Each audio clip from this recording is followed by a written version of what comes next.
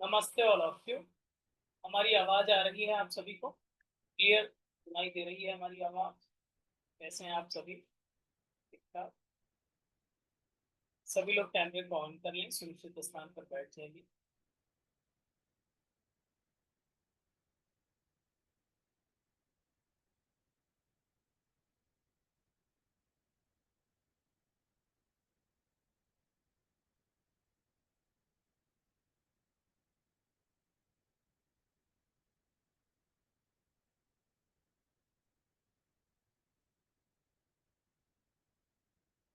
हमारी आवाज आ रही है क्लियर? यस। स्क्रीन दिख रही है, मैं दिख रहा हूँ। आप लोग नहीं दिख रहे हैं सब लोग मुझे, कुछ जल्दी करें, अपने कैमरे को ऑन कर लें, सुनिश्चित स्थान पर बैठ जाएं। और आज के इस सत्संग के लिए अपने आप को तैयार कर लें। सॉरी, सत्संग नहीं, प्रैक्टिकल क्लास। प्रैक्टिकल क्लास के लिए अपने आप को तैयार करें। सत्संग में तो लोग सो जाते हैं, यहाँ पर सोना अलाउ नहीं है। और आप कैमरे को ऑन रखें प्लीज। दोनों हाथ ज्ञान मुद्रा में कर लें, परमात्मा चेतना का स्मरण करें, भगवान कृष्ण का स्मरण करें, योगेश्वर का स्मरण करते हुए, हम सभी देश का आराध्य का स्मरण करते हुए 3 बार दीप होम का उच्चारण एक साथ, एक स्वर। ओ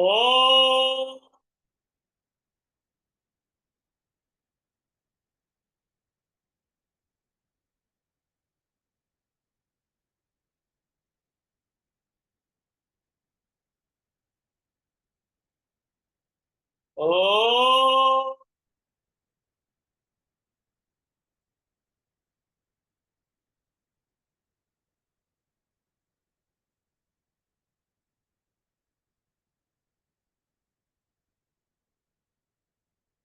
ओ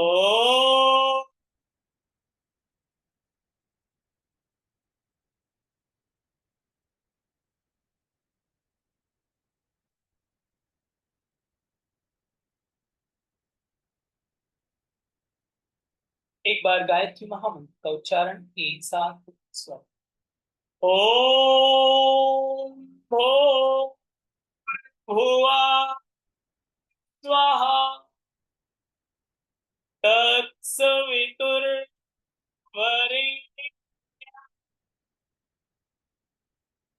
भर्गो देवस्य धीमहि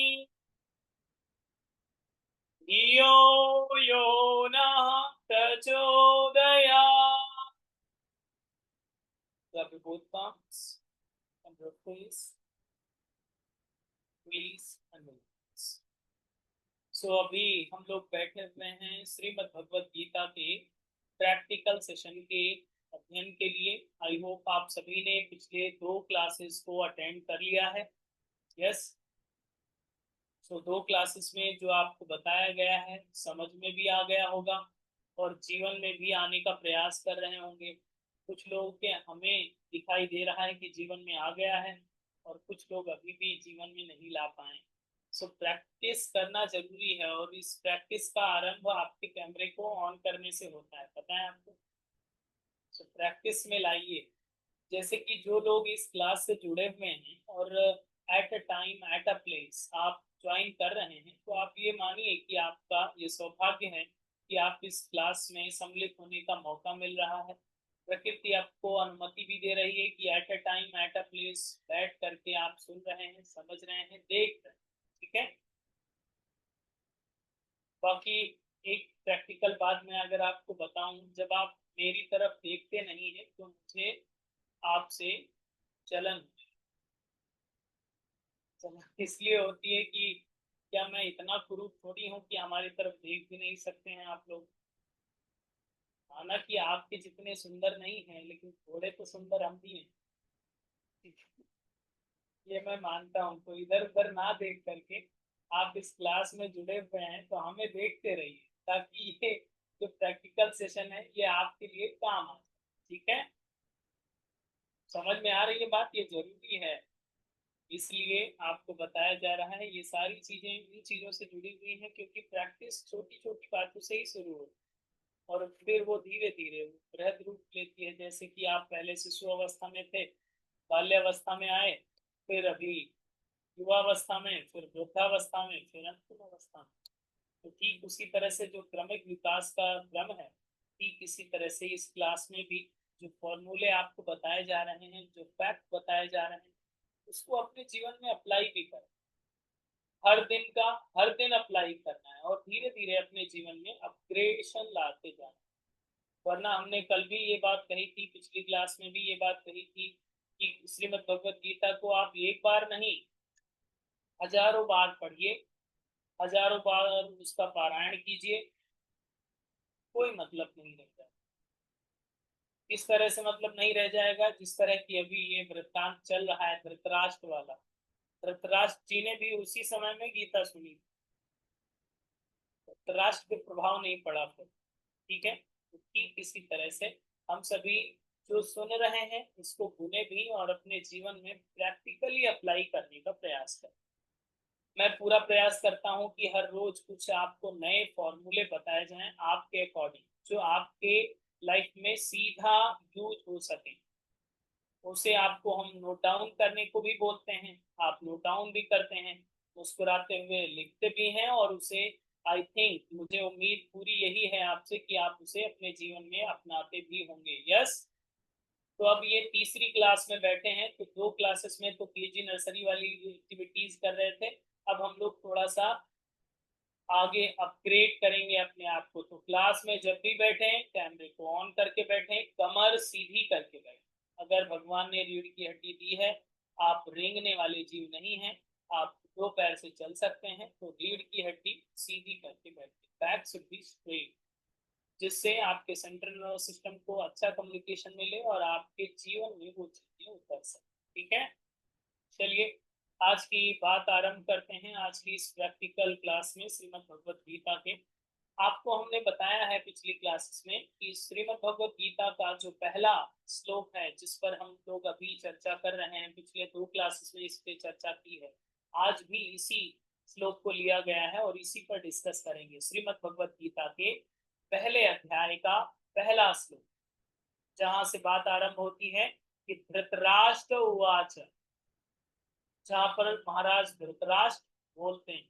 ठीक है, और आपको मैं बताऊं श्रीमद् भगवत गीता के 700 श्लोकों में यही एक ऐसा श्लोक है जिसमें महाराज धृतराष्ट्र बोलते हैं और कभी नहीं बोलते।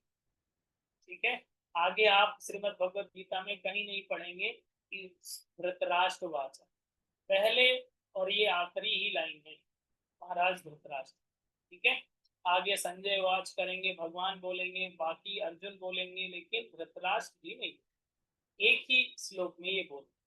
इसको भी आप समझ, हमने पिछली क्लास में ये भी कहा है आपको कि अगर आप शरणागति की स्थिति में रहेंगे, मतलब पूर्ण श्रद्धा से जुड़ेंगे, तो फैक्ट भी समझ में आएगा और फैक्टर भी समझ।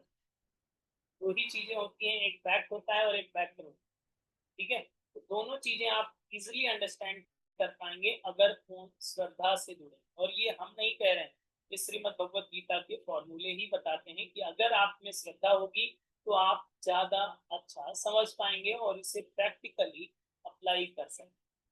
ठीक है, जैसे कि जागृत, अब इसे शरणागति को कैसे समझेंगे आप, उसको आप समझिए कि जब जागृत अवस्था में रहते हुए, डिफिनेशन इसकी लिख लीजिए, शरणागति जागृत अवस्था में रहते हुए सुसुप्ति का आनंद अनुभव हो। ठीक है, जस्ट अपोजिट, जागृत अवस्था में है, अभी आंख खुली है, कान खुला है, बैठे हैं, कमर सीधी है, कैमरा खुला है, तो ये जागृत अवस्था है। और जागृत अवस्था में अगर सुसुप्ति का आनंद के अनुभव होने लगे तो आप समझ लीजिए कि आप शरणागति में पहुंचे। अब इसका गलत अर्थ मत निकालिए कि आप बोलते रहिए हम सुन। ठीक है इसका मतलब ये हुआ कि अगर आप जागृत अवस्था में हैं और सुसुप्ति का अनुभव हो रहा है, इसका टेस्ट कैसे करेंगे? और इसी बात को बताने के लिए कि जो व्यक्ति शरणागति में आ जाता है वही हमें सबसे प्रिय, ये हम नहीं कह रहे, ये भगवान कहते हैं। 12वें अध्याय के 4वें श्लोक में ये कहते हैं कि हमें यही लोग सबसे ज्यादा प्रिय हैं। सर्वभूत हिते रता, ऐसी बात कहते हैं भगवान के। सर्वभूत हिते रता, ऐसा कहते हैं कि ऐसे ही लोग मुझे प्रिय हैं जो शरणागति में आ जाते हैं, कंप्लीट टोटल सरेंडर, समर्पण कर देते हैं कि नहीं मुझे 4 से 5 में पढ़ना ही है, अब ना चाय बनानी है ना दाल बनानी, ना नाश्ता करना है, ना नाश्ता कराना है, बस केवल ये प्रैक्टिकल क्लास अटेंड करना है, मतलब कैमरा ऑन। ठीक है, ये चीजें जो जागृत अवस्था में सुप्ति अवस्था का आनंद का अनुभव हो रहा है उसको हम आपको खुद से रियलाइज कराने के लिए छोड़ते हैं और आपको बताते हैं इसका एक फैक्टर, जहां शरणागति होगी वहां आनंद होगा। और इसका एग्जाम्पल हमने पिछली क्लासेस में किया है कि जहां शरणागति होगी वहां पे आनंद मिलेगा, जैसे कि एग्जाम्पल के तौर पर पिलो पर आप हेड रखते हैं और आपको नींद आ जाती है, ये एग्जाम्पल तो बताया है आई होप, यस। तो आप जब तक शरणागति इस क्लास में नहीं करेंगे जब तक आपको कुछ समझ में नहीं आए, ठीक है। जब तक आप पिलो पर सिर रखते नहीं हैं कंप्लीट वे में तब तक आपको नींद नहीं आ सकती, जैसे नो। ठीक इसी तरह से यहाँ पर अपनी अवस्था कैसे जाने कि आप शरणागति में हैं भी कि नहीं, इस क्लास की बात कर रहे हैं, भगवान की बात नहीं कर रहे हैं। हम आपकी क्लास की बात कर रहे हैं कि आप कैसे टेस्ट करेंगे कि आप शरणागति की अवस्था में हैं कि नहीं, आज आपको पता चल जाएगा, फॉर्मूला समझ लेंगे तो। बता दूं, यस। आप इस तरह से समझ सकते हैं, पहला टेस्ट तो ये है कि अगर आप सजग होकर के कैमरे को ऑन करके चेहरे पर मुस्कुराता हुआ चेहरा बना करके पास में डायरी पे ले करके बैठे हैं तो आप समझिए शरणागति की अवस्था की ये पहली पहचान, ठीक है। ये बाहर का सिस्टम है जिससे ये पता चल जाता है कि आप शरणागति की अवस्था में हैं, ओके। लेकिन ये बाहर का है, इंटरनल क्या है वो आप समझिए। इंटरनल में जो दूसरा फैक्टर है वो ये है कि जब आप कथा सुन रहे हैं, ये श्रीमद् भगवत गीता के फैक्टर्स को आप जान रहे हैं, प्रैक्टिकल क्लास अटेंड किए, 4 बज गया और 5 बज जाएगा, आपको घड़ी देखने की आवश्यकता ना पड़े, तो आप समझिए आप शरणागति की अवस्था में। अब आप ईमानदारी से बताइए कितने लोगों को 2 क्लासेस में शरणागति की अवस्था में रहे हैं, रेस रहे हैं, आप खुद से ही पहचान में आ जाए, ठीक है। अगर आप दोनों क्लासेस में ऐसा लगा है कि सर कब खत्म करोगे, टाइम हो गया, कितना बोलोगे, कितना बोलते हो, हमें तो कुछ समझ में आ रहा, तो आप समझिए कि आपने कंप्लीट शरणागति की अवस्था में अपने आप को प्रिपेयर नहीं किया। और अगर आपको लगा है किसी क्लास में कि हाँ अभी 4 बजे ज्वाइन किया था, 5 बज गए, हमें पता ही नहीं चला, टाइम का पता नहीं चलना, ये साइन है कि आप शरणागति की अवस्था, ठीक है। कहीं भी आप कभी कहीं भी आप ऐसा नहीं कि इस कथा को ही सुनने में, ये बहुत सारी जगह पर अप्लाई हो, जहां पर आपकी शरणागति होती है वहां पर काल अवरुद्ध हो जाता है, काल का प्रभाव नहीं पड़ता, तो शाम हुई है या रात हो गई है पता ही नहीं, बस आप हैं इस स्थिति में ये पता है, ठीक है। इस चीज को भी आपको करना है। दूसरा फैक्टर, तीसरा फैक्टर ये निकल के आता है, जहां पर हैं आप, जैसे हैं आप वैसी स्थिति में बने, प्रेजेंट में रहिए, इस बात को बताया जा रहा है। जैसे भी हैं आप, जैसे जहां भी हैं उसी स्थिति में बने रहिए। है क्लास में, सोच रहे हैं हाँ क्या कर रहे हो तुम लोग, शोर मत करो, अभी क्लास चल रही है, दूसरे को ज्ञान दे रहे हैं और अपने शोर की तरफ देख नहीं रहे हैं, आपके दिमाग में शोर चल रहा है, आसपास में क्या हो रहा है आपसे क्या मतलब, आप 1 घंटे के लिए बस जब क्लास कर रहे हैं तो क्लास कर, और आपको पता है यही स्थिति तो अर्जुन की हुई थी, गए थे युद्ध करने और सोच रहे थे घर वालों के बारे में, जब युद्ध करने गए हो तो युद्ध के बारे में सोचो, यही बात तो भगवान ने समझाई पूरे अध्याय में। अगर आप क्लास में आए तो क्लास के बारे में सोचिए, ठीक है। इसी बात को आगे हम बढ़ाते हैं। सो आप हमारी तरफ देखते रहिएगा, वो बात हमने पहले ही कही कि हमें जलन होने लगती है अगर आप दूसरी तरफ देखते हैं या कैमरे को बंद कर, क्योंकि फिर मुझे लगता है कि हम कम सुन रहे हैं और फिर हमें पढ़ाने का मन नहीं करता, तो आप मुझे देखते रहिए और सारी बातों को समझते रहिए। शरणागति पहली कंडीशन है कि आप किस तरह से इन आर्ष ग्रंथों का अध्ययन करेंगे और इसका अध्यापन, तो चलिए, हमारे बात अगर आप सुन चुके हैं, समझ में आ गई है, तो आप दोनों हाथ जोड़ लीजिए, कमर सीधी कर लीजिए, भगवान का स्मरण करेंगे और इस अध्याय का पुनः आरंभ करें। हमारे बात रिपीट भी करना है आज। आप तीसरी क्लास में है तो थोड़ा सा प्रैक्टिकल फॉर्म में आ जाए। ओम श्री परमात्मने नमः। बोलेंगे भी, ओके? बोल रहे हैं, होठ हिलते हुए दिखने चाहिए, ठीक है? अथ श्रीमद्भगवद गीता अथ प्रथमो अध्यायः अर्जुन विषाद योगः। धृतराष्ट्र उवाच धर्म क्षेत्रे कुरुक्षेत्रे, बोलिए, रिपीट करना है, समवेतायुयुत्सवः मामका पांडवश्चैव किम कुर्वत संजयः। बस इसी अध्याय के पहले श्लोक को आज भी हम लोग ले रहे हैं, जहां पर धृतराष्ट्र ने कहा है कि संजय बताइए कि क्या हुआ, कैसे हुआ। पिछली 2 क्लासेस में ये तो समझ में आ गया है कैसे पूछा जा रहा है, किससे पूछा जा रहा है और क्यों पूछा जा रहा है। यस, समझ में आ गया है कैसे पूछा जा रहा है, क्यों पूछा जा रहा है और किस तरह से ये पूछा गया है। इतनी बात तो समझ में आ गई है पिछली 2 क्लासेस में। जो लोग आज पहले दिन जुड़ रहे हैं, पिछले 2 क्लासेस को ज्वाइन कर लीजिएगा।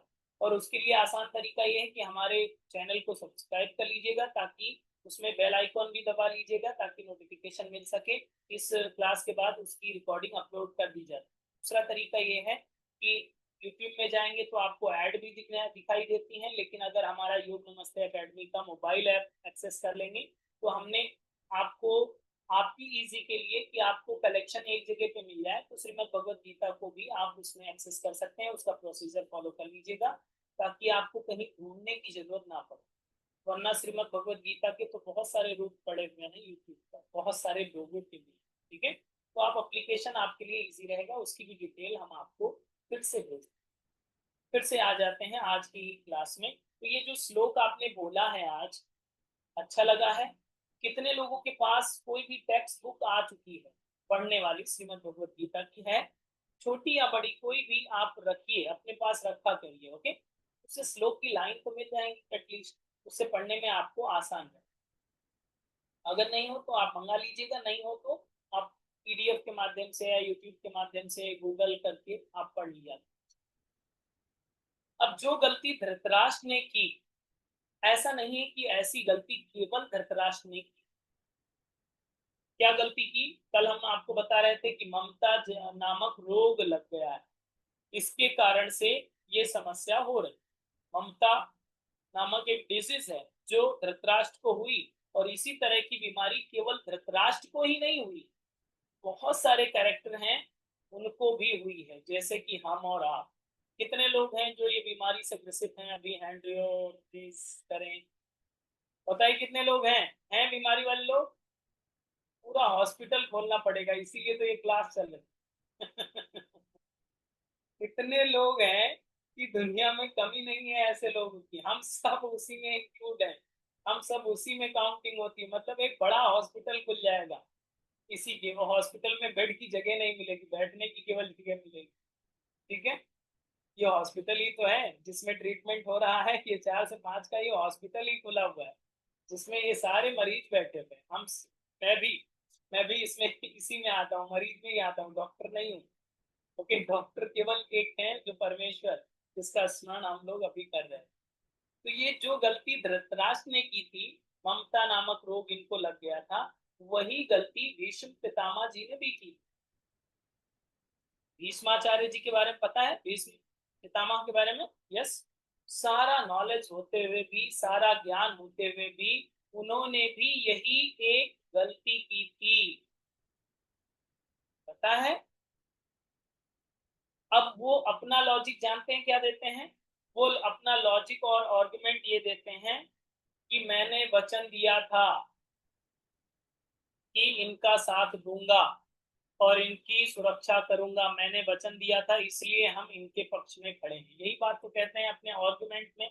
आगे अगर आप महाभारत पढ़ेंगे तो आपको सब पता चलेगा। वैसे आप जितने महाभारत में पर्व हैं उतने जन्म लेकर के आप उसको पढ़ करके पूरा कर लीजिए, ठीक है, कंप्लीट पढ़ लीजिएगा। तो जितने टाइम लगाएंगे उतने जन्म आपको मनुष्य का मिलेगा, ये अगर आप संकल्प ले लें, ठीक है? तो ये बेनिफिट है आपके लिए। इस जन्म में नहीं तो कभी भी आप पढ़ेंगे तो आपको पता चलेगा।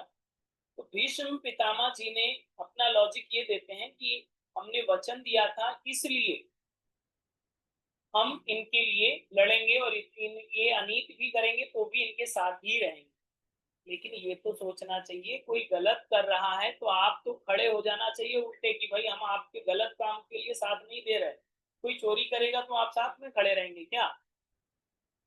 अब क्यों साथ में भीष्म पितामह खड़े थे? क्योंकि इनको भी ये बीमारी लग चुकी, कोरोना, ठीक है, इनको भी कोरोना हो चुका था। कोरोना इन द सेंस ममता रूपी रोग, जो मानसिक रोग था वो हो चुका था। इसलिए ये सिंहासन पे कौन बैठा है ये नहीं पता, सिंहासन पर कौन बैठेगा ये नहीं पता, कैसे संचालन हो रहा है ये नहीं पता, बस सिंहासन में चिपक गए। ये भी धृतराष्ट्र की ही तरह तो चिपक गए कि सिंहासन की रक्षा करेंगे जड़ चीजों की। इसकी डेफिनेशन भी हमने बताया था कि जो जड़ वस्तुओं में ज्यादा आसक्ति कर लेगा, आरूढ़ हो जाएगा, चिपक जाएगा, अटैच्ड हो जाएगा, दैट इज कॉल्ड तामसिक ममता। तो तामसिक ममता इनको भी हो, और इसलिए ये भी परेशान हुए। मतलब चीर हरण हो रहा था, दुशासन ने अपनी पूरी दुष्टता दिखाई, ये खड़े होकर के, इतने तो बलिष्ठ थे ही, खड़े होकर के एक थप्पड़ लगाते जाके बात बन जाती। तो आज भी हम लोग उनका नाम जानते कि नहीं जानते, या केवल इन्होंने दुष्कर्म किया इसीलिए इनका नाम जानते? अगर ये केवल खड़े ही हो जाते और केवल घूम करके बता देते कि नहीं तुम गलत कर रहे हो, तो भी इन्हें अनंत जन्म तक अमर कर दिया जाता और हम लोग आज भी उनको याद कर रहे हैं। यस है ना? या इवन भीष्म पितामह की बात छोड़ दीजिए, अगर हम आप में से कोई भी होता उस सभा में जहां पर द्रौपदी का चीरहरण हो रहा था, वहां पर आप खड़े हो जाते कि नहीं? वो अलग बात है, तब आप नहीं खड़े होते, कहते कि कौन मार खाएगा। लेकिन अभी की स्थिति में आप वहां खड़े हो जाते कि नहीं भाई चलो, मर जाएंगे, मार खा जाएंगे, लेकिन कोई बात नहीं, हम ऑब्जेक्शन तो उठा सकते हैं, अपनी आवाज तो उठाएंगे, तो आप भी सच में अमर हो गए। और ये घटना हर एक के जीवन में घटित, हर समय घटित हो रही होती है। कि बहुत बार ऐसा होता है कि हम जानते हैं गलत हो रहा है, नहीं हो रहा, शांत बैठे हैं, तो आप किस में आते हैं कि नहीं हमारा ही बेटा है, अपने ही बेटे को बोलेंगे तो कैसा गलत बात है ना, वो गलत कर रहा है फिर भी नहीं बोल, भीष्म पितामह बन बैठे। सारी पावर है, सारी पावर ऑफ अटॉर्नी आपको है, अथॉरिटी आपको है, लेकिन फिर भी ऑब्जेक्शन नहीं उठा रहा। तो ये भीष्म पितामह वाली बात। तो ममता वाला रोग, ये तामसिक ममता वाला रोग केवल गृहस्थ को नहीं परेशान करता, ब्रह्मचारी को भी, सन्यासी को भी, साधु को भी, संत को भी, सबको ग्रसित करता है, सबको ये परेशान करता है, सबको ये हो सकता है, किसी को भी ऐसा नहीं है बहुत बड़े संत जी हैं उनको नहीं होगा, हो सकता है। जैसे कि किसी से आप पूछिए वो कितने बड़े संत हैं, तो जितना बड़ा आश्रम उतना बड़ा संत, जितना जितनी उनकी ब्रांचेस उतने बड़े वो संत। आप अनुमान लगाते हैं ना, तो इसका मतलब जितने बड़े बीमार उतने बड़े वो संत। यहाँ पर तो यही समझ में आएगा हम लोगों को, जितना वो जड़ से जुड़े हुए हैं, जड़ चीजों से, उतने बड़े हम संत उनको मानते हैं। ऐसा नहीं, तो ये किसी को भी प्रभावित कर सकता है ममता वाला रोग। क्या आपको पढ़ना है इस रोग में? पढ़ेंगे तो प्रैक्टिकल करना पड़ेगा, केवल कथा सुनने से, मुट्ठी हिलाने से बात नहीं बनेगी, लाइफ में अप्लाई करना पड़ेगा। डिटैचमेंट की प्रैक्टिस डे बाय डे आपको डिटैचमेंट की प्रैक्टिस करना आरंभ कर देना है, ठीक है? और उसकी शुरुआत कहाँ से करेंगे? बोलिए सभी लोग एक साथ, सभी लोग एक साथ बोलिए कैमरे को ऑन करके। हाँ, यस इसकी शुरुआत यहीं से होती है, कैमरे को ऑन करके। माना कि आपकी स्क्रीन अच्छी नहीं दिख रही है, आपके यहाँ आसपास में लोग आ रहे हैं जा रहे हैं, आप टेढ़े बैठे हैं लेटे बैठे हैं, कुछ भी कर रहे हैं, कोई बात नहीं, क्या मैटर करता है। आप अपना काम कर रहे हैं कि नहीं, आपको जो ड्यूटी दी गई है उसको 100% कर रहे हैं कि नहीं, ये मैटर करता है। इसको आपको करना चाहिए। जैसे कि आज तक की बातों में हम लोगों ने ये समझा कि संजय पर प्रभाव पड़ा कि नहीं पड़ा नहीं पता, धृतराष्ट्र पर प्रभाव पड़ा कि नहीं पड़ा, इसको समझने की बात है। संजय को समझते हैं पहले कि संजय कौन, संजय किसे कह सकते हैं, जिसने आप अपने आप पे संयम प्राप्त कर लिया, वो संजय कहलाता। तो संजय बहुत संयमी व्यक्ति, संजय महाराज जो हैं वो बहुत संयमी थे, और इसके पीछे एक कहानी है, कथा है, उसको आप समझिए। जैसे कि युद्ध से पहले भगवान वेद व्यास जी ने पूछा था धृतराष्ट्र जी से कि आप बोलो तो हम आशीर्वाद दे दें, तथास्तु कर दें, आपको लाइव टेलीकास्ट सब दिखेगा, जो कुरुक्षेत्र में होगा वो सब आप घर बैठे देख सकते हैं।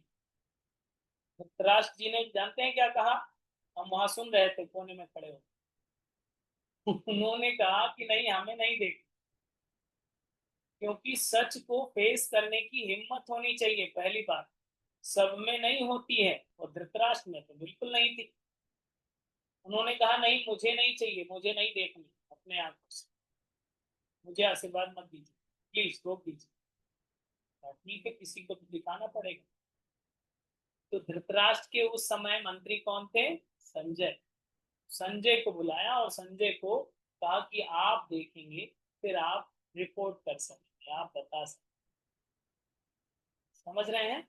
धृतराष्ट्र के जो मंत्री, धृतराष्ट्र के जो मंत्री जी थे वो संजय जी, संजय जी को फिर वेद व्यास जी ने आशीर्वाद दिया कि आपको आशीर्वाद है, आप पूरा लाइव टेलीकास्ट यहीं पर बैठे जूम मीटिंग पर अटेंड करके सब देख सके, चारों तरफ कैमरे लगवा दिए, ठीक है। तो जूम मीटिंग की व्यवस्था कर दी थी भगवान वेद व्यास जी ने संजय के लिए, फिर उनको सारा लाइव टेलीकास्ट दिखा। ये कहानी थी। संजय पर प्रभाव पड़ गया था श्रीमद् भगवत गीता का, इसीलिए संजय लास्ट में ये भी कहते हैं कि मुझे इतनी प्रसन्नता हो रही है ये सारी बातें बताते हुए आपको महाराज जी, कि मैं अपनी प्रसन्नता को व्यक्त भी नहीं कर सकता, इतना मैं आनंद में स्थापित हो गया। संजय कह रहे हैं भगवान ने हमसे नहीं कहा, लेकिन केवल हमने सुना भर है, इसलिए हम आनंद में हो गए। अर्जुन पर प्रभाव पड़ा है। अर्जुन ये कहते हैं लास्ट में जब गीता पूरी होती है कि करिष्ये वचनम तव, इतना तो पढ़ा होगा आप लोगों ने श्रीमद् भगवत गीता को। करिष्ये वचनम तव निकलता है कि आप जो आप कहेंगे वही हम करेंगे। पहले पहले कह रहे थे कि नहीं मर्डर कर देंगे तो केस लग जाएगा, तो ये परिवार के हैं, हत्या का पाप लगेगा, ये हो जाएगा वो हो जाएगा। कहा कि कुछ नहीं, आप कहेंगे तो मारेंगे, आप कहेंगे तो छोड़। भगवान ने कहा सबको मारो, शुरू कर। करिष्ये वचनम तव, यहीं पर ये बात निकलती है। जब गीता पढ़ लेते हैं अर्जुन तो कहते हैं शिष्यस्त्याम साधनाम त्वाम प्रपन्नम, यही बात तो निकलती है कि मैं आपका शिष्य हूँ, आप हमारे गुरु हैं, जो आप कह देंगे वही हम करेंगे। आजकल के लोग नहीं करते, वो अलग बात है, लेकिन अर्जुन ने ये बात मानी, अर्जुन ने ये बात कही कि करिष्ये वचनम तव, क्योंकि प्रभाव पड़ा उनका श्रीमद् भगवत गीता। संजय पर प्रभाव पड़ा, वो आनंद में स्थापित हो गए। लेकिन जब आप संजय बनेंगे तब नित्य आनंद में स्थापित हो पाएंगे। संजय बनने का मतलब अभी हमने संजय का अर्थ बताया था कि संजय का मतलब है संयमित व्यक्ति, जो अपने पर नियंत्रित रखना, नियंत्रण करना जानता है, चाहे वो खाने पर हो या हो बोलने, दोनों चीजों पर जिह्वा का इस्तेमाल होता है। तो आप खाने पर, बोलने पर, सोचने पर, देखने पर, सुनने पर अगर आपका नियंत्रण है, शरीर पर आपका संयम है, तो आप समझिए आप संजय हैं, और आपको सुनाई भी देगा, दिखाई भी देगा, और आप पर प्रभाव भी पड़ेगा। आपको सुनाई दे रहा है? यस। दिखाई दे रहा है? यस, तो आप संजय हैं, आप मान लीजिए अपने आप को कि आप संजय हैं। ठीक है, आपके हृदय पर श्रीमद् भगवत गीता का स्नेह जरूर आए, क्योंकि आप आनंद के अधिकारी भी हैं, यही बात इस चीज से पता चली।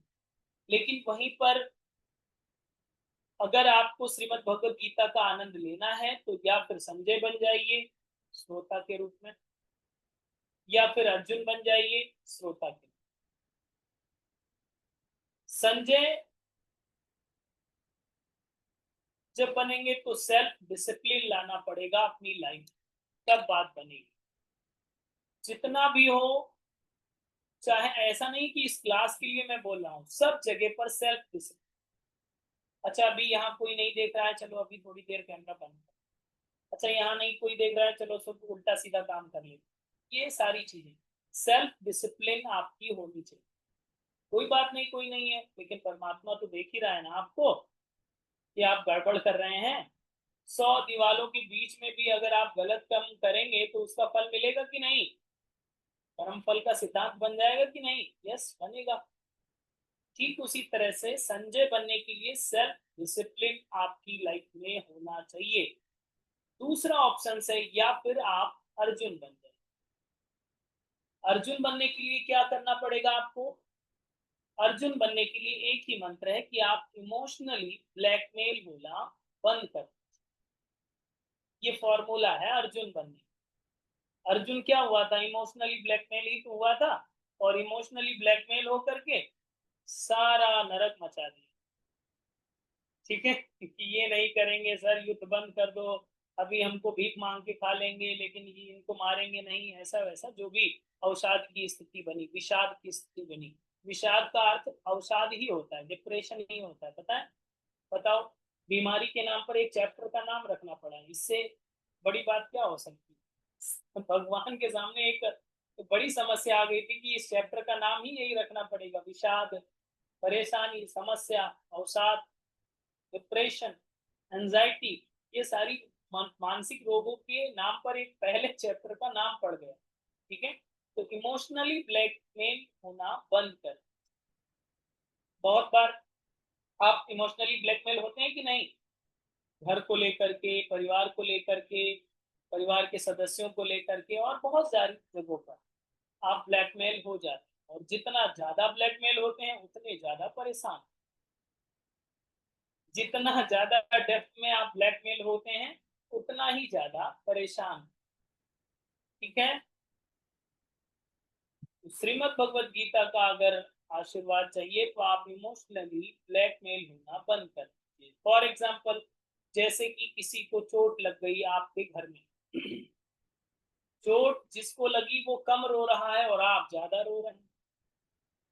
अरे बेटी को चोट लग गई, नहीं लगना चाहिए था। अरे लग गई तो लग गई, अब उससे आप समस्या ही तो खड़ी कर रहे हैं। आपको तीसरा आदमी संभाल रहा है कि अरे शांत हो जाओ, ठीक हो जाएगा, काहे परेशान हो रहे हो? यही बात तो। उसकी जगह पर आपको तो करना ये चाहिए था कि ठीक है, थोड़ा सा और प्रसन्न होकर के, चलो छोटा बच्चा था, इसके प्रारब्ध कट गए, भगवान तोड़ना चाहते थे पैर, लेकिन थोड़ी सी ही चोट में इसका निपट गया। चलो इसका थोड़ा सा ट्रीटमेंट कर देते हैं, थोड़ा सा नाटक भी कर देते हैं कि चलो कोई बात नहीं, शांत हो जाओ, अभी हम दवा लगा देंगे, ठीक हो जाएगा, टेंशन मत। ये भी दूसरा तरीका है। और जब आप इमोशनली ब्लैकमेल हो जाएंगे तो आपको तीसरा आदमी संभालेगा, बेटे को चोट लग गई। ऐसा भगवान करना चाहिए था आपको। अब भगवान की क्या गलती? वो तो नेचर के जो सर्कल होगा उसी में वो सारी चीजें चलती है, कर्म फल के सिद्धांत पर ये सारी चीजें निर्भर करती हैं। यहाँ पर आपको ये समझ में आना चाहिए कि हमारा जो इमोशनल पिलर है वो मजबूत होना चाहिए, हमारी समझ ठिकाने पर आ जानी चाहिए, क्या सोच रहे हैं और क्या सोचना चाहिए। असोच्यानंद सोचतम प्राज्ञावादांश वात्स, मतलब जो सोचने योग्य है वो सोचिए, जो सोचने योग्य नहीं है उस पर सोचने की जरूरत नहीं। जो आपके लिए चिंतन योग्य है उस पर चिंतन करिए, जो चिंता करने के लिए है उसकी चिंता करने की आपकी जरूरत नहीं, आप उसे दूसरों पर छोड़। यहाँ पर इस पूरे श्लोक का पूरा विश्लेषण हो जाता है। भगवत गीता को सुनकर रखना नहीं है बल्कि हृदय में स्थापित करना है, ये उद्देश्य है हम सभी के श्रीमद् भगवत गीता के प्रैक्टिकल क्लास। आपको अर्जुन बनना है या संजय बनना है, डिपेंड्स ऑफ यू। आप सेल्फ से इसे सेलेक्ट कर सकते हैं कि आप कौन सा रोल आपके लिए बेहतर है। संजय बनेंगे तो भी लाभ मिलेगा, अर्जुन बनेंगे तो भी लाभ मिलेगा। बस एक जगह लाभ नहीं मिलेगा जिसमें धृतराष्ट्र कहा था, धृतराष्ट्र नहीं बने। धृतराष्ट्र अगर बने हुए हैं पहले से, बताइए कितने लोग धृतराष्ट्र हैं? यस, अभी तो हाथ ऊंचा किया था पहले। यस, अगर हैं तो उसको कम करिए, डाइल्यूट करिए, धीरे धीरे धीरे आप उसे डाइल्यूट करेंगे तो बात बन जाएगी। फिर धृतराष्ट्र से आप संजय के रोल में आ सकते हैं या फिर अर्जुन के रोल में आ सकते हैं, तो काम करेगी। इसीलिए हमने पहले भी कहा है कि श्रीमद् भगवत गीता को एक बार नहीं 18,000 बार पढ़ लीजिए, सुन लीजिए, पारायण कर लीजिए और सबसे गा भी दीजिए कि हमने इतनी बार पढ़ी है, इतनी बार पढ़ी है, इतने अध्याय होते हैं, आपको क्या पता, हमको सब कुछ पता है। कहते रहिए, आशीर्वाद नहीं, मतलब आनंद की स्थापना नहीं होगी आपके अंतःकरण। आनंद में स्थापित करने के लिए आपको गले और मस्तिष्क के नीचे उतारना पड़ेगा। दैट इज कॉल्ड हृदय क्षेत्र, अनाहत क्षेत्र, परमात्मा वाली भावनात्मक क्षेत्र। और जैसी आपकी भावनाएं होती हैं वैसा आपका एक्शन होता है। जैसे आपकी भावनाएं पवित्र हैं तो आप किसी को गाली नहीं देते हैं, किसी का अहित नहीं चाहते हैं, किसी को मारते नहीं है, किसी की हिंसा नहीं करते हैं। ठीक इसी तरह से अगर ये फॉर्मूले आपके हृदय तक प्रवेश करेंगे तो आपका व्यवहार बदल जाएगा। यही तो फैक्टर है, आपका नेचर बदल जाएगा, आपका एक्शन बदल जाएगा, आपका ट्रैक बदल जाएगा, आपका लाइफ चेंज। यही तो फॉर्मूला है। यस, तो अगर लाइफ चेंज करना चाहते हैं और अपने जीवन में इसे अपनाना चाहते हैं तो आपको आनंद को प्राप्त करना चाहते हैं, रास्ता आपके पास करना पड़ेगा। अगर अभी तक शीर्षासन नहीं लगाया है तो शीर्षासन लगाना आरंभ कर दीजिए। गर्दन आपकी टूटेगी वो अलग बात है, हम तरीका बता दें, ठीक है। अगर गलत तरीके से करेंगे तो नुकसान आपका ही होगा। तो यही इसमें भी यही बातें हैं कि आप अगर सही तरीका अपनाएंगे, छोटे छोटे स्टेप्स लेंगे, बेबी स्टेप्स लेंगे, तो आपको लाभ मिलने वाला। तो ये पहला जो श्लोक था, धर्म क्षेत्रे कुरुक्षेत्रे समवेता युत्सवा माम का पांडवश्चैव किम कुर्वन्त संजय। ये पूरे श्लोक का एनालिसिस यहाँ पर कंप्लीट हो जाए। मतलब ये प्रश्न कंप्लीट हुआ है अभी तक। अभी तक की इस क्लास में केवल ये कंप्लीट क्वेश्चन हुआ है, अभी आंसर नहीं मिला है, आंसर नहीं दिया है संजय जी। अब संजय जी बोलेंगे, अब आगे के जो श्लोक होंगे वो वहां पर संजय जी एक्सप्लेन करेंगे। संजय उवाच, मतलब आगे संजय बोलेंगे। अब संजय बोलते हैं, आंसर दे, ठीक है, कि क्या क्या हो रहा था, कैसा हो रहा था वहां पर। ये और ये सी चीजें आपने पहले भी कई बार पढ़ी होंगी, आई होप। यस, पढ़ा है कि नहीं पढ़ा है? पढ़ा है, ठीक। अगर पढ़ा है तो इसको दूसरा श्लोक अगर आपके पास है कहीं तो खोलिए और पढ़िए। संजय उवाच दृष्ट्वा तु पाण्डवानीकं व्यूढं दुर्योधनस्तदा आचार्यमुपसंगम्य राजा राजा वचन प्रवीति। यहाँ पर इस लाइन का ट्रांसलेशन आप हिंदी में पढ़िएगा, फिर आपको समझ में आएगा कि इसमें क्या कहा है। हम इसको थोड़ा सा प्रैक्टिकल वे में ले जाने की कोशिश करते हैं और इसको डिटेल में आगे की क्लास में हम इसको समझेंगे। अब यहाँ से दूसरे श्लोक से और छठवें श्लोक तक एक्सप्लेन करेंगे, केवल संजय ही बोले और कोई नहीं, ठीक है। तो आप टिक मार्क कर लीजिएगा। जो अभी हम अगली क्लासेस से या आज से ही जो स्टार्ट करेंगे वो दूसरे श्लोक से और छठवें श्लोक तक आपको कल पढ़ करके आना, ओके। पढ़ करके आइएगा, ट्रांसलेशन पढ़ लीजिएगा, फिर हम आपको प्रैक्टिकल कराएंगे, क्योंकि थ्योरी तो आप ही कवर करेंगे, प्रैक्टिकल ही हम आपको कवर करेंगे। यहाँ पर जो बात आती है कि अब क्या देखते हैं संजय जी, संजय महाराज जी, और फिर क्या बताते हैं, वहां पर बताया गया है कि जो दुर्योधन है वो जाते हैं, ऑब्जर्वेशन करते हैं कि कौन सी सेना कहाँ पर इनकी पांडवों की सेना है और किस तरह से इन्होंने अरेंजमेंट कर रखा है, कितने पावरफुल लोग हैं भी यहाँ कि ऐसे ही आ गए हैं लोग। ठीक है, तो पूरी सेना को देखते हैं, ऑब्जर्वेशन करते हैं, और फिर पहुंचते हैं किसके पास, अपने गुरु जी के पास। कौन थे गुरु जी पता है? यस, द्रोणाचार्य पता है? यस पता है। तो द्रोणाचार्य जी के पास पहुंचते हैं और कहते हैं सुनिए, हम अभी सेना देख करके आए हैं, ज्यादा टैंक वैंक नहीं है, ना कोई मिसाइल है, ना कोई आइटम बम है, 5 लोग खड़े हैं केवल, थोड़े से लोग हैं, 2 मिनट में ठीक कर देंगे सब। ठीक है, अब यहाँ पर जो आप श्लोक पढ़ेंगे कल, इसको डिटेल में भी हम लोग जानेंगे। राजा वचन मप्रवीत जो लिखा हुआ है, इसका अर्थ ये होता है कि राजा ने बोला, आदेशवाचक शब्द है यहाँ पर, राजा ने कहा है गुरुदेव से।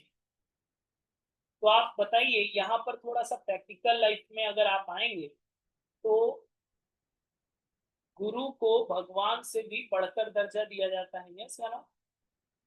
सर्वश्रेष्ठ माना जाता है। होना तो ये चाहिए था, जो हम लोग को संस्कार मिले हुए हैं, जो हम लोग को आचार संहिता बताई जाती है, कि सबसे पहले गुरु को नमन करें, गुरु से प्रार्थना करें और उनके आदेशानुसार हम कोई काम आरंभ करें। दुर्योधन जी ने पहली गलती यहीं पर करी, खुद पहले देख कर आए हैं, ऑब्जर्वेशन करके बिना पूछे पहले गए, पूरा थोड़ा होशियारी करके, ज्यादा सयाने बनते हुए देख करके आए और फिर बताया कि ये डिटेल है, ये चीजें हैं।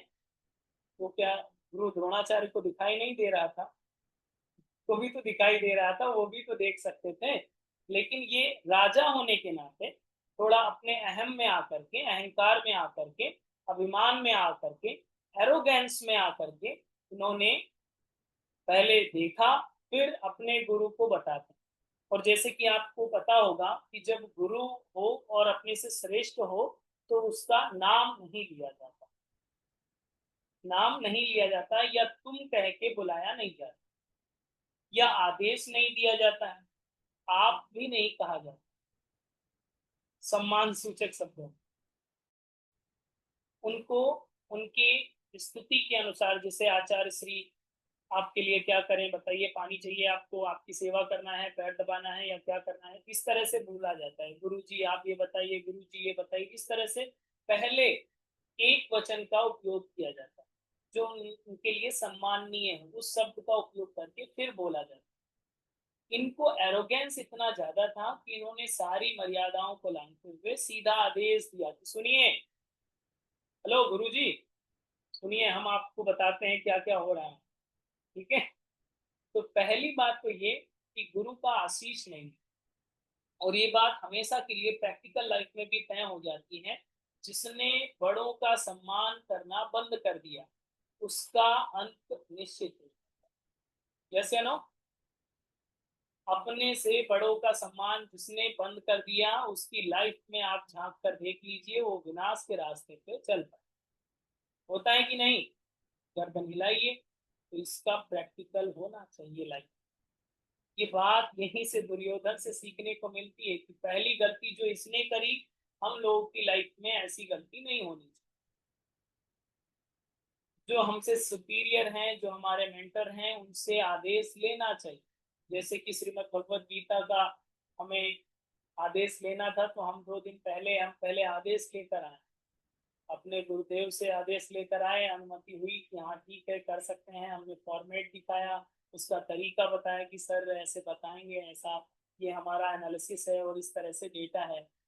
फिर उन्होंने कहा हाँ ठीक है, थोड़ा बहुत ठीक है, फिर भी ज़्यादा अच्छा तो नहीं बता पाओगे, जितना बता रहे हैं थोड़ा एक्सपीरियंस हो जाएगा हमें। कहा ठीक है, अनुमति दे दी अंत में, तो हमने आपको बता रहे हैं। ऐसा नहीं है कि 2 क्लासेस हो गई फिर जाएं बताएं सर क्लास स्टार्ट कर दिया है, अगर टाइम मिले तो आप भी आ जाइए। ऐसा हमने नहीं किया, पहले अनुमति ली, आदेश मिला, फिर जाके हमने ये आरंभ। ठीक इसी तरह से हम सभी को जीवन में ये अपनाना चाहिए। और वहीं पर अगर अर्जुन की बात करें तो अर्जुन के गुरु कौन थे? कौन थे गुरु? खोज के आइएगा कल, कौन थे बताइए?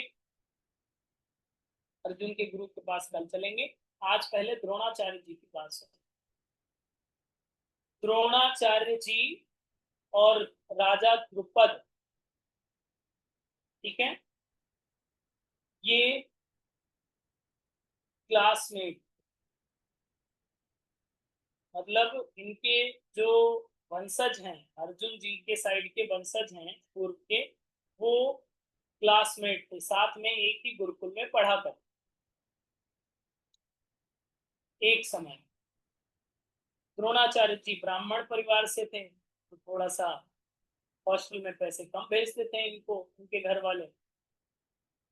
राजा द्रुपद जो थे वो राजा थे, तो राजाओं के घर से अच्छे अच्छे संडे सैटरडे को पैकेज आते थे बंद होकर के।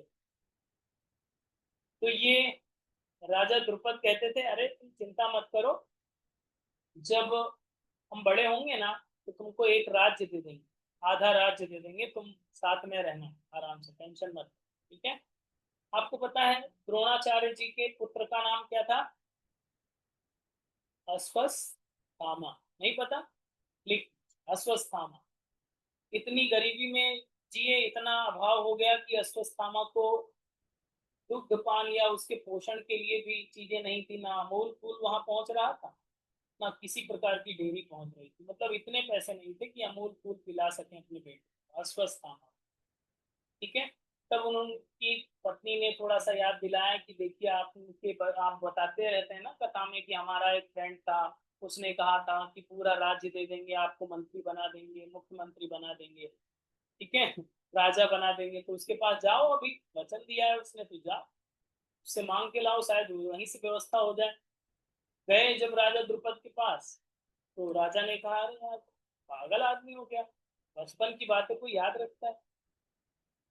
बचपन की बातें कोई याद रखता है? बचपन में तो आप भी बहुत कुछ बोल लेते थे, तो आज क्या हम उसको रिपीट करते हैं क्या? नहीं ना।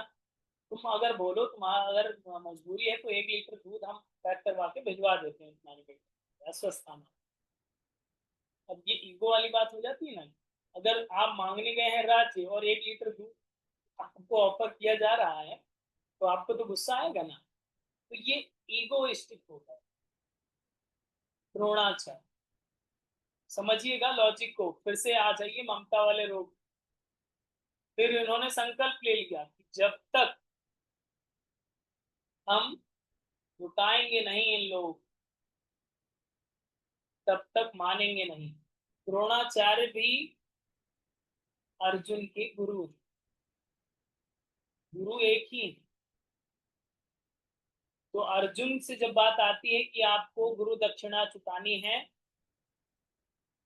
तो क्या कहते हैं कि इनको आपको झुका देना है, बस हमें यही वचन चाहिए, इनको आपको झुका देना है, मुझे हमारे सामने नतमस्तक हो जाएं ये लोग, आपको इनको हराना है, इतना वचन दीजिए।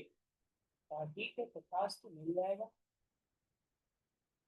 अर्जुन ने कहा पूरा प्रयास करेंगे गुरुदेव आपके वचन का पालन करने का, और उन्होंने किया भी, अंत में उनको झुकाया ही, यस हराया ही, यस है नो। तो वो चीजें कहीं ना कहीं मैटर करती हैं कि हम सभी जो लोग जुड़े हुए हैं उसका कहीं ना कहीं एक लिंक जरूर जुड़ा हुआ है, जिसके पहले से ही चीजें प्लानिंग में रही और उसी प्लानिंग के आधार पर आगे चीजें चलती हैं।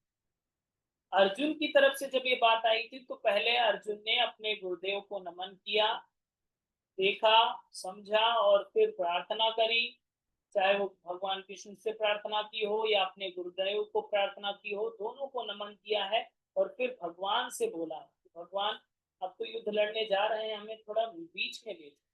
कहा था कि नहीं कहा? बीच में ले चलो, हम दोनों तरफ के लोगों को देख लें, अभी तो सब मर जाएंगे एक ही मिसाइल में, तो पहले देख तो लें, अंतिम दर्शन के लिए आप युद्ध के मिड में ले चलिए रथ। यही बात तो कही थी। तो आदेश यहाँ पर अनुमति पहले ली, वरना अर्जुन भी उतरते कि गुरुजी आप रुकिए थोड़ा सा, हम 10 मिनट विजिट करके आते हैं, अभी शंख बजा नहीं है तो युद्ध कोई होगा नहीं, बाढ़ बाढ़ अचानक से कोई नहीं चलाता, आजकल की तरह पाकिस्तान इंडिया नहीं करता, ठीक है। पहले रूल्स होते थे युद्ध के, यहाँ शंख बजेगा, शंखनाद होगा, घोषणा कर दी जाएगी, तब बाढ़ छोड़ेगी, ऐसा होता है। तो कहा कि थोड़ा विजिट करके आते हैं, ऐसा अर्जुन ने नहीं कहा। अर्जुन ने पहले अनुमति ली, आदेश दिया, गुरुजनों का आशीर्वाद लिया, आशीर्वाद मिल गया, देन आगे का क्रम बढ़ाया। यहाँ पर भी ये चीजें जब हम लोग दूसरे श्लोक को कल से पढ़ेंगे तो यहाँ पर ये समझ में आएगा कि कितना डिटेल्ड है। और जब हम लोगों ने ये पहला सूत्र समझा है, पहला श्लोक जो पढ़ा है, समझा है, और प्रैक्टिकली इसे अप्लाई करने का प्रयास किया है, और हमने कल भी ये बात कही थी कि अगर पहले श्लोक को हटा दिया जाए तो श्रीमद् भगवत गीता का बेस ही खत्म हो जाए। यस या नो? क्योंकि यहीं से ये आरंभ हो रही है बात, और अक्सर जो पारायण करने वाले हैं इसी श्लोक को ब्लर मार कहते हैं, इसमें तो कुछ है नहीं, बस धृतराष्ट्र ने पूछा है और संजय फिर आप कहेंगे। बट जब आप थोड़ा सा स्थिर होकर के बुद्धि को अपने खुराक देंगे तब वो बुद्धि आपकी प्रज्ञा में परिणित होने लगे। श्रीमद् भगवत गीता से आपकी प्रज्ञा शक्ति भी जागृत, आपका तीसरा नेत्र जिसे कहते हैं, शिव का तीसरा नेत्र खुलता है, प्रज्ञा शक्ति। आपका तीसरा नेत्र खुलेगा तो भस्म नहीं होगा कोई, भस्म वही होता है जो अंधकार होता है, भस्म वही होता है जो अंधकार, अज्ञानता और दुख कष्ट वो खत्म हो जाता है तीसरे में। तो ये प्रज्ञा शक्ति कहलाती है। और प्रज्ञा शक्ति तभी होती है जब आप एक एक श्लोक को जिस संदर्भ में कहा गया है, जिस रेफरेंस से कहा गया है, उसी रेफरेंस से समझेंगे तब। ये बात जब कही गई है कि केवल दुर्योधन जाते हैं और देख कर आते हैं फिर अपने आचार्य को बताते हैं, इतनी ही बात नहीं है। इसके डेप्थ में जब आप जाएंगे तब ये समझ में आएगा, अच्छा इतना ही था, इतना ज्यादा गहराई है, इसलिए दुर्योधन ने इतना बताया और ऐसे बताया और इस तरह से करना चाहिए, इसलिए इनको ये स्थिति हुई, और अर्जुन ने ऐसा किया इसलिए इनको ये स्थिति हुई। इसी के डेप्थ में हम लोग एक एक शब्द को तोड़ते हुए गहराई में पहुंचते हुए अगली क्लास की कथा में लोग जुड़ेंगे तब जाए। ठीक है, आज हम लोगों ने केवल पहले श्लोक का समापन कर दिया है, इसका एनालिसिस कंप्लीट हो गया है। कल से हम लोग दूसरे श्लोक 2 से 6 तक कवर करने का प्रयास करें। ऐसा नहीं कि हर श्लोक में ज्यादा ही टाइम लगेगा, जिसमें केवल नाम ही गिनाएंगे उसको फटाफट कर लेंगे, लेकिन जहां पर डेप्थ होगा वहां पर हम रुकेंगे और फिर आपको गहराई तक पहुंचा। ठीक है, डन? आपको बात समझ में आ रही है? बहुत अच्छी बात है, मुस्कुराते रहिए, और नहीं समझ में आ रही है तो भी मुस्कुराते रहिए। ठीक है, मुस्कुराते रहिए। और साथ ही साथ आज की क्लास को छोड़ने से पहले जितने 64 लोग हैं वो फीस जमा कर दें अभी, राइट नाउ। कल हमने बोला था केवल 10 लोगों ने कमेंट किया है वीडियो में, और कल से सही में हम बैठेंगे ही नहीं क्लास अगर आपकी फीस जमा नहीं होगी। एक्चुअल में क्या है, आपकी गलती है भी नहीं, आपने अभी श्रीमद् भगवत गीता पढ़ना आरंभ किया है। मैं पिछले कई सालों से अध्ययन कर रहा हूँ, तो इससे एनालिसिस से ये पता चलता है कि आपके व्यवहार में वो चीजें बहुत सारे अभी धृतराष्ट्र वाली आदतें चिपके हुए हैं। अरे कर देंगे, टाल मटोल करने की जो आदत है कर देंगे, कमेंट की तो है, बट एक छोटी सी अच्छी आदत आपको आपकी लाइफ में अपग्रेशन ला सकती है। आपको नियम बना लेना है, जैसी लिंक आई आपको क्लिक करना है, कमेंट करना है, 10 लोगों को शेयर करना है, इतना ही तो है। बट इससे आपका एक संकल्प बन जाएगा, और संकल्प से आपका नियम बन जाएगा, नियम से आपका संस्कार बन जाएगा, संस्कार से आपके शुभ कर्म बन जाएंगे, शुभ कर्म से आपको पुण्य मिल जाएगा। हमारा उद्देश्य तो आपको पुण्य देना है, लेकिन आप कुछ करना नहीं चाहते तो आपको जबरदस्ती करवाएंगे। ठीक है, चलिए मोबाइल खोलिए, मोबाइल उठाइए। व्हाट्सएप ग्रुप में आ चुकी होगी लिंक कल की, कल के वीडियो में सबसे पहले कमेंट करिए। अभी क्लास को लीव करने से पहले हम एक बार फिर से भेज देते हैं वो वीडियो की लिंक सेकंड सेशन की। यस, ये देखिए अभी हमने भेजा है, इसमें कमेंट करिए, ठीक? कुछ भी लिख दीजिए जो भी आपको अच्छा लगे राइट नाउ, और फिर शेयर कर। हमारा तो मन था कि आज भी आपको नहीं पढ़ाएं, बंद करें क्लास, हम पढ़ेंगे इसी टाइम पे, क्योंकि रिकॉर्ड भी कर सकते हैं हम केवल अकेले बैठ करके भी रिकॉर्ड कर सकते हैं, कथा इसी तरह से बोलेंगे, बस आप ही नहीं होगी जो, ठीक है? तो नियम तो स्ट्रिक्ट है, आज नहीं तो कल तो ये लागू कर ही दिया जाए। आज से सुधर जाएंगे तो चेतावनी है, ये फर्स्ट वार्निंग है, आपको करना पड़ेगा, क्योंकि इससे आपकी संकल्प शक्ति मजबूत होगी। और हम अभी बता भी देंगे नाम कौन कौन किया है, हमारे पास तो लिस्ट आ जाती है, कितने लोगों ने अपने संकल्प को मजबूत बनाया है।